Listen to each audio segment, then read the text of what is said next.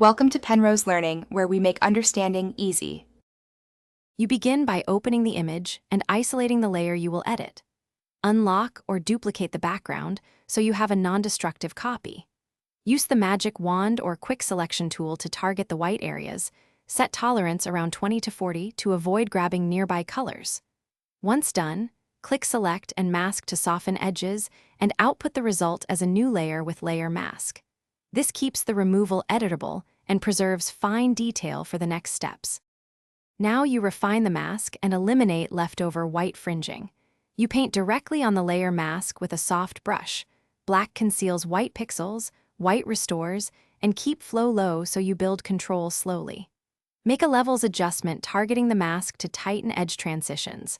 Alt/Option click to clip the adjustment if you only want mask effect. Zoom to 100%, and when necessary, use the clone stamp or healing brush on a stamped layer to finish by verifying the removal against a contrasting background and exporting correctly. Insert a solid color or transparent layer beneath to inspect any halos or missed white. If everything looks clean, save a PSD copy for edits, then export as PNG to preserve transparency, or flatten if a raster with background is required.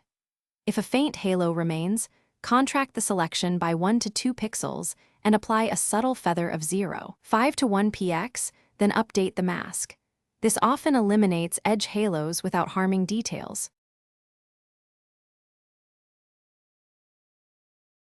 Thanks for watching. If this was helpful, leave a like and consider subscribing. See you next time.